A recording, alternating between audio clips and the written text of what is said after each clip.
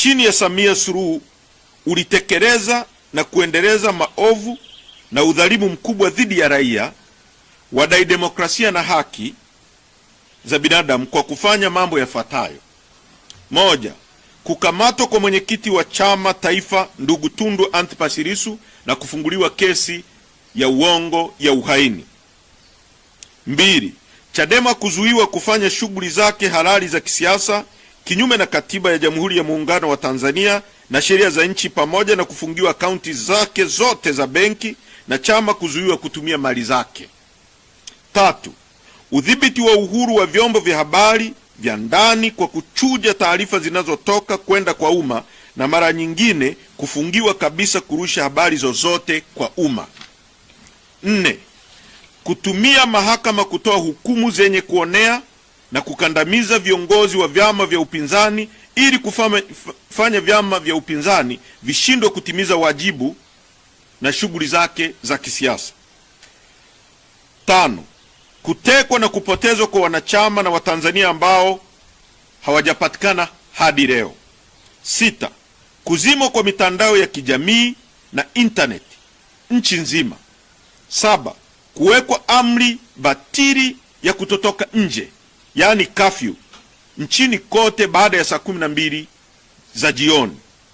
Nane, kupigwa risasi na kuuawa kwa Watanzania wakati wa uchaguzi.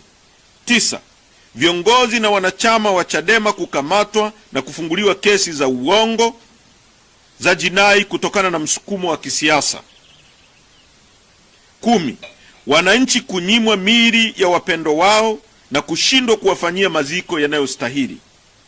11, kuhakikisha kukosekana kwa uwazi wa waangalizi wa kimataifa EU, UN na vyombo vya habari vya kimataifa kama vile CNN, BBC, DW na Al Jazeera. Pamoja na hayo, ripoti za AUEM, SADC, EOM na East Africa Community zinaonesha wazi ukosefu wa uwanja sawia na uhalali wa uchaguzi. Mambo yote haya yaliainishwa hapo juu yanaimarisha msimamo wa Chadema kuendelea kudai mabadiliko makubwa ya kikatiba, kisheria na kitaasisi ili hatimaye Tanzania iweze kuendesha shughuli zilizo huru, chaguzi zilizo huru, za haki na zinazoaminika mbele ya macho ya Watanzania na jumuiya za kimataifa kwa ujumla. Ili kufanikisha hayo, Chadema tunataka mambo yafuatayo: moja, mabadiliko makubwa ya kisheria na ya kiuendeshaji ya ofisi ya msajili wa vyama vya siasa.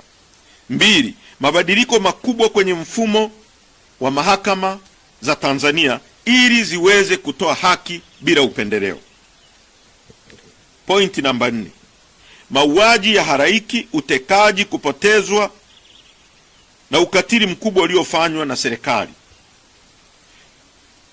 Baada na kabla ya kinachoitwa uchaguzi, Tanzania na dunia kwa ujumla ilishuhudia mambo yafuatayo: moja, mauaji ya halaiki ya zaidi ya watu 2000 na majeruhi zaidi ya 5000 kwa muda wa wiki moja tu. Kuongezeka kwa wakimbizi wa ndani na nje ya nchi. Tatu, utekaji na upotezaji wa mamia ya raia, abduction and enforced disappearance. Tano, mateso ya kikatili, ubakaji na mauaji ya kinyama yaliyotekelezwa na maafisa wa vyombo vya ulinzi na usalama. Tano, ushiriki wa vyombo vya ulinzi na usalama kufanya matendo ya kihalifu dhidi ya binadamu ikiwemo mauaji ya raia, uporaji wa mali binafsi za watu na ukamataji holela ulioendana na utesaji. Sasa, Chadema inataka kukomeshwa mara moja kwa operesheni zote za utekaji, mateso, mauaji na upotezaji wa raia. Na Watanzania waliopotea kwa kutekwa waachiwe huru. Tunasisitiza kuwasilishwa na kukabidhiwa kwa familia zote miili ya wapendwa wao waliouawa kabla, wakati na baada ya tarehe 29 mwezi wa 10 ili hatimaye miili hiyo izikwe kwa heshima na desturi za Kitanzania.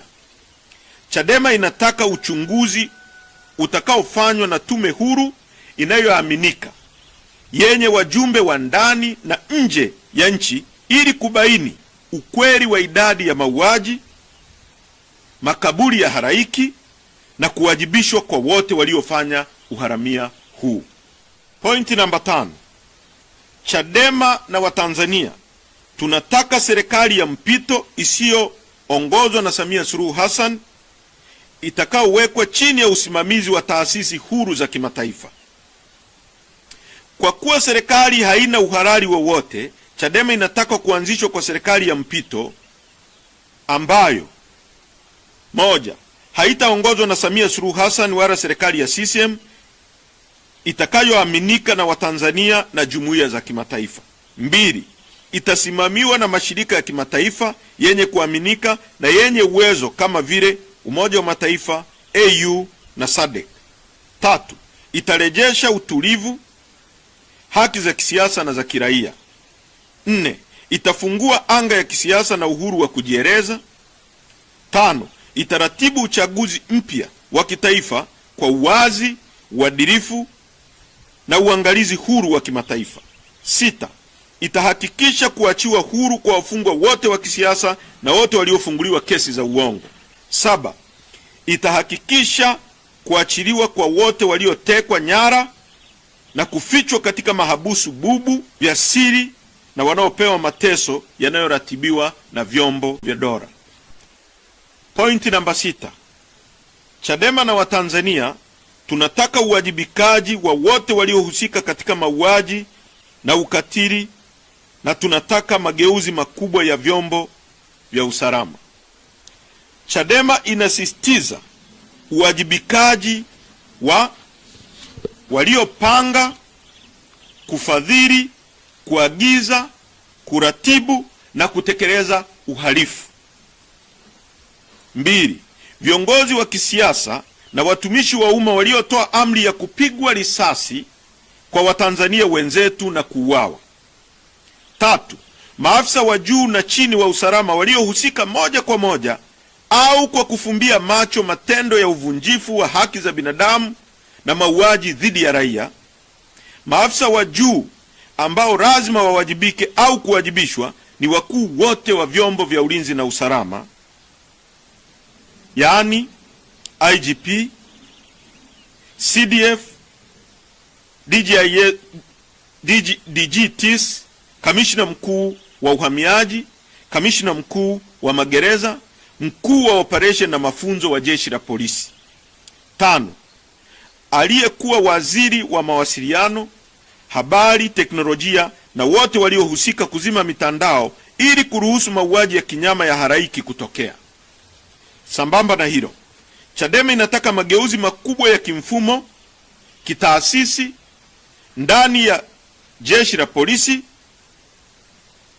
na vyombo vyote vya ulinzi na usalama vya nchi yetu. Hii inajumuisha kuwa na chombo cha kuvimulika vyombo hivi vyote, yani oversight body. Pointi namba 7. Fidia kwa familia zilizopoteza wapendo wao na wananchi waliopoteza viungo vya miili yao. Msimamo wetu mwingine ni kwamba kila familia iliyopoteza mwanafamilia au raia yoyote aliyepoteza viungo lazima alipwe fidia. Fidia hii si malipo ya kawaida, bali ni hatua ya kutambua kwamba dola ilihusika katika mauaji kimataifa,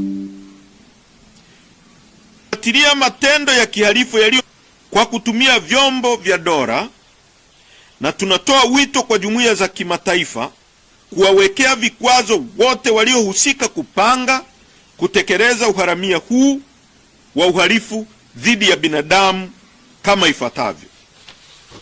1, wahusika wote wa uhalifu dhidi ya binadamu wanapaswa kuwekewa vikwazo vya kutosafiri nje ya nchi, wao na familia zao. 2, fedha zinazoletwa kwa nchi zisipelekwe kwa serikali isipokuwa ziende moja kwa moja kwenye asasi za kiraia ili ziweze kutumika kusaidia wananchi kupata huduma ikiwemo madawa na huduma nyingine. Kwa mchakato shirikishi wa mabadiliko ya katiba ulioongozwa na tume ya Jaji Joseph Sinde Warioba. Namba 9. Chadema inaiomba jumuiya ya kimataifa kufuatilia matendo ya kihalifu yaliyofanywa na serikali ya Tanzania iliyo haramu na dhalimu kwa kutumia vyombo vya dola, na tunatoa wito kwa jumuiya za kimataifa kuwawekea vikwazo wote waliohusika kupanga, kutekeleza uharamia huu wa uhalifu dhidi ya binadamu kama ifuatavyo. 1. Wahusika wote wa uhalifu dhidi ya binadamu wanapaswa kuwekewa vikwazo vya kutosafiri nje ya nchi, wao na familia zao. 2. Fedha zinazoletwa kwa nchi zisipelekwe kwa serikali, isipokuwa ziende moja kwa moja kwenye asasi za kiraia ili ziweze kutumika kusaidia wananchi kupata huduma ikiwemo madawa na huduma nyingine. 3. Vikwazo kwa kuzuia Tanzania kuuziwa silaha, kwa sababu silaha hizo zinatumika kuua wananchi wasio na silaha wanaodai uwepo wa utawala wa sheria, wananchi wanaotaka utawala unaozingatia misingi ya haki, wananchi wanaotaka uchaguzi huru na haki, na Watanzania wanaopinga vitendo vya Watanzania wenzao kutekwa, kupotezwa na kuuawa na vyombo vya dola. Namba 10. Kwa kuwa chama kimezuiliwa kufanya shughuli zake za kisiasa kwa amri iliyotolewa na mahakama yenye lengo la kuingilia uhuru wa kisiasa wa kufanya shughuli kwa mujibu wa katiba ya nchi yetu, na kwa kuwa chama kinatambua kuwa serikali hii ni haramu iliyopatikana kwa gharama ya damu za raia wasio na hatia na haina uhalali mbele ya umma, Chadema inatoa maelekezo kwa viongozi, wanachama, wafuasi na wananchi wote wanaopenda haki kutotoa ushirikiano kwa kiongozi yoyote wa serikali hii haramu. Inaelekeza viongozi na wanachama wake kutojiingiza kwenye vikao na mazungumzo yoyote na viongozi wa serikali hii haramu wanaotumia njia hizo ili kutafuta uhalali wa kisiasa ambao hawana, kwa sababu hawajachaguliwa na hawana ridhaa ya umma. 11. Chadema inaunga mkono madai ya haki ya makundi yote ya Watanzania ambayo yamekuwa yakitolewa kwa njia mbalimbali. Tunaunga mkono vijana wa Tanzania, Gen Z, viongozi wa dini, wanaharakati na makundi yote katika jamii kuwa nchi hii inahitaji katiba mpya ambayo itatoa suluhisho kwenye matatizo ya muda mrefu ya mifumo ya uchaguzi. Nchi hii inahitaji kuwa na uchaguzi huru, wa haki na unaoaminika. Tunapinga vitendo vya kihalifu dhidi ya raia, ikiwemo utekwaji, kukamatwa na kubambikiziwa kesi, uminywaji wa demokrasia na matumizi mabaya ya rasilimali za umma. Watanzania wenzangu, najua yaliyotokea tarehe 29 yamewaumiza sana, yamewanyong'onyeza sana. Nachukua nafasi hii kwa niaba ya chama chetu kuwapa pole, kuwatia moyo na kuwafariji. Yote mliokuwa mnapigania ni halali na ni ya haki. Mmepoteza vijana wenu, mmepoteza viungo na wengine wamepoteza mali zao. Poleni sana, poleni sana, na yote haya yana mwisho na tutashinda kwa pamoja. Mungu awabariki sana. Asanteni kwa kunisikiliza. Usisahau kusubscribe na kugusa alama ya kengele ili uwe wa kwanza kupata taarifa zetu kila tunapoweka Msomi News.